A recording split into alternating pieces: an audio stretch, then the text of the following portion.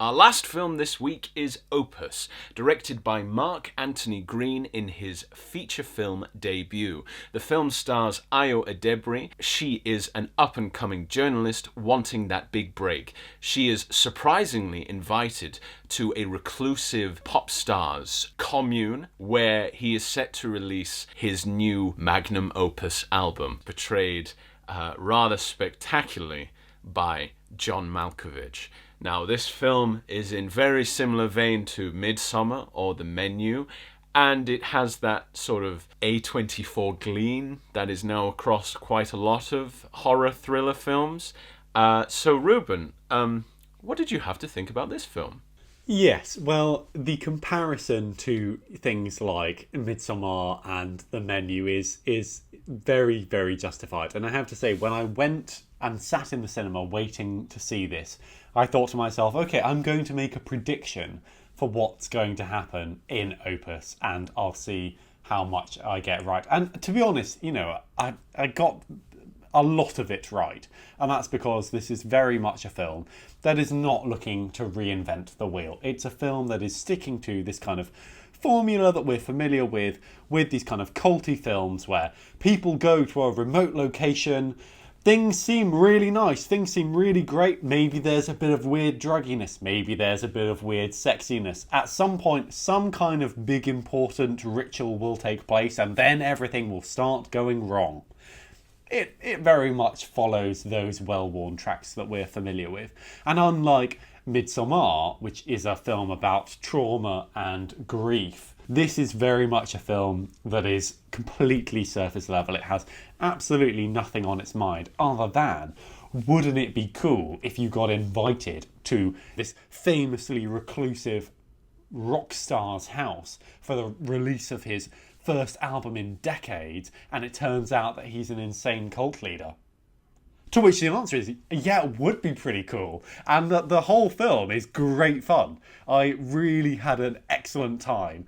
I thought that the central figure of Moretti, who was played by John Malkovich, was really, really well realised. I think he's this kind of interesting blend of sort of David Bowie. A lot of the music is composed by Nile Rodgers, who obviously did Let's Dance for Bowie. And then there's also, kind of shades of Manson. There's a little bit of Jared Leto perhaps in there as well. Obviously, Jared Leto isn't an insane cult leader. That we know of. For legal reasons, Jared Leto is not a cult leader. And he's, I think, having the time of his life as Moretti. There's a great scene in which he's wearing this sort of big, reflective, sort of almost like a suit of armour jacket, and he's like beating his chest and sort of hooting like a monkey.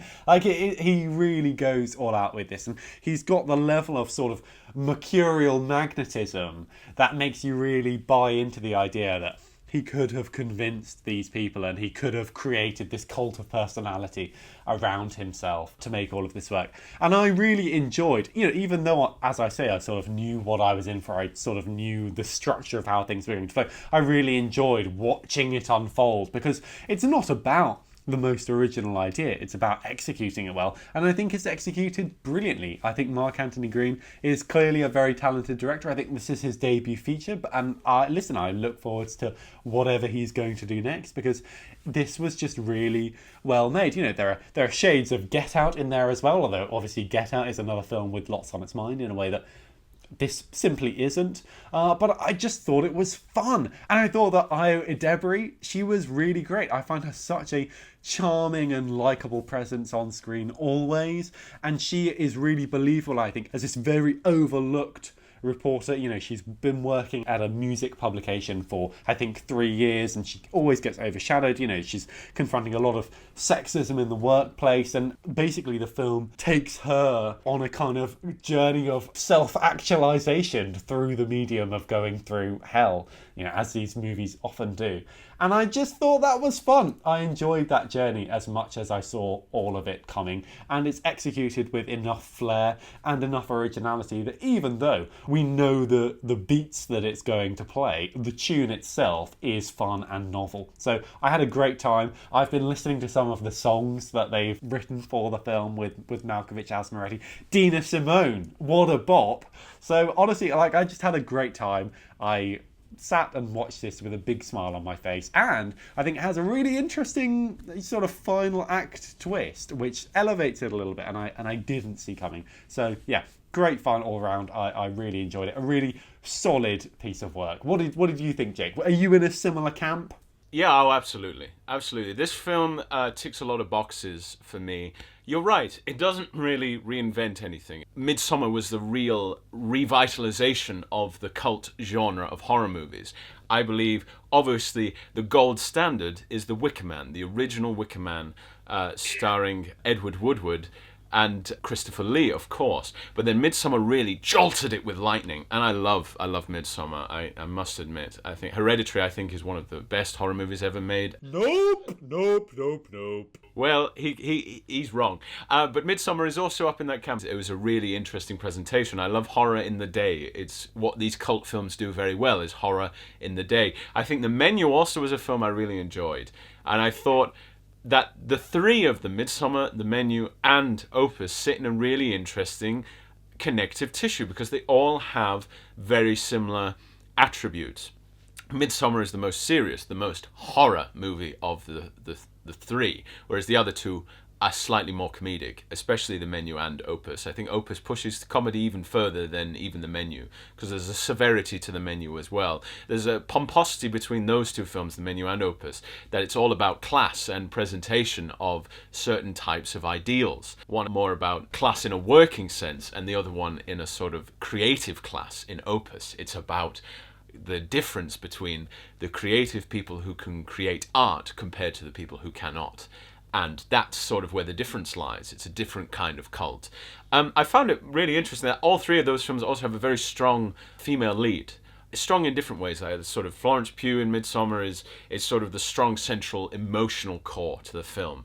Then you've got Anya Taylor-Joy, who's sort of the only sensible one in The Menu, the only one able to gravitate beyond that. And Ayo Edebiri, again, the only one with two brain cells to rub together, but her boundless ambition keeps her driving on in the situation that she's in. And I think all three of them are marvellous actors, and I think bring in different flavours. So even though they all sit together, it's like Neapolitan in a nice ice cream tub. You know, you've got lovely different flavours of sort of a homogenous same sort of ideal. I think everything these types of films need is a good central mouthpiece villain. Midsommar not so much has that, but has the sort of aesthetic to justify that. The cult itself is far more interesting than the others. It's far more explored. You've got Christopher Lee in The Wicker Man, who provides the archetype, but then you've got, of course, Ralph Fiennes in The Menu. Brilliant performance, absolutely engaging, very fun. And then this John Malkovich is just so watchable. He's so up his own arse. It's hilarious. You know, he has this great line where he says, at moments in time, everyone becomes a god just for a moment for creating something. The person who invented the horseshoe was the god. And when he created his 90s dance album, I was a god. I think it's just so... I know creators who... and when in a younger life I may have been a lot like this, is thinking, oh my god, I must be a genius, this must be what Mozart felt like. And you're just like, you think about it and you're like, oh my god, how stupid could someone be? But it's hilarious for people on the outside. I think Ayo Edebiri, with her sort of dry humour and her sort of dry approach to acting performances, seemed very similar in The Bear, but it translates really, really well to this film. It sort of provides that good dissonance between the two, because everyone else is infatuated. Even the other journalists who understand it's all a lark and it seems just all completely pretentious and up itself. You know, they go along with it because they love the splendour. They love being treated. They're leeches. They're leeching off of this person's magnitude of fame. And Ayo Edebiri, as this younger, more self-aware character, is able to sort of take a look back as an audience. She is the surrogate for the audience. She's the companion in Doctor Who. She has to ask the questions that no one else is asking. because they need to unravel the mystery of this quite aimless cult.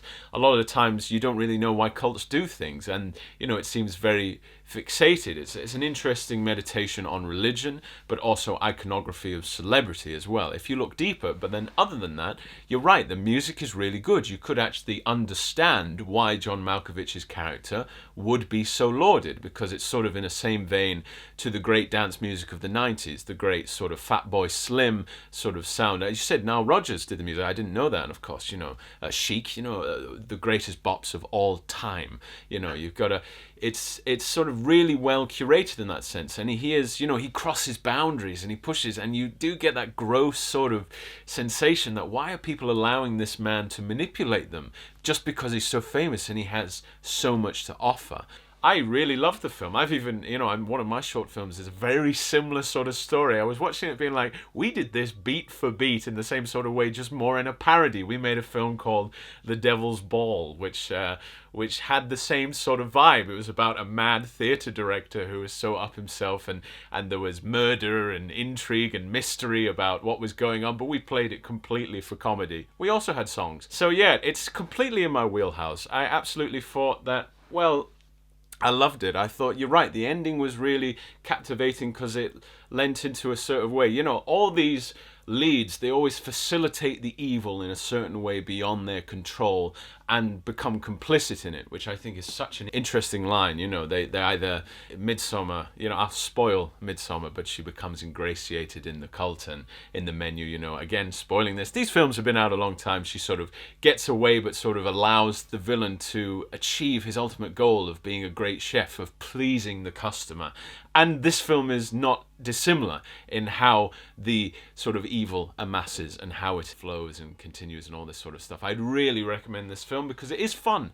It is fun. It's gross at times. You just push it. I find that horror movies are getting very, very eager to be as brutal as possible, which, as a big horror fan, I'm like, oh, that's fine. I did hear people, this was probably one of the most packed cinemas that I saw of the films this week. Black Bag as well. But this film, there were people going, ooh.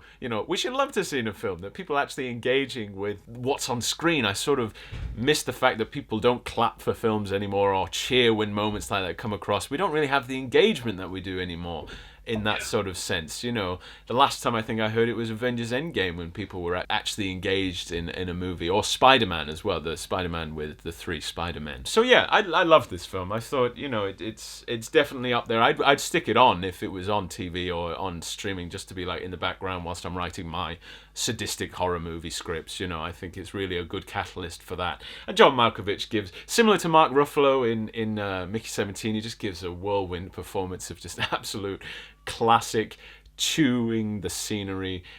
Nothing's left unchewed. I loved it. Was this film a magnum opus for you, Reuben? You know what? It wasn't a magnum opus, but it was a great piece of work, and I completely agree with you. I would just like to watch this. I'd say that this sort of film, I'd include Get Out in this kind of quadrilogy of movies. I think they're all great. Some of them have more substance than others. I don't think that Opus has much going on under the hood. But hey, it's such a beautiful sound that it doesn't matter what the lyrics are.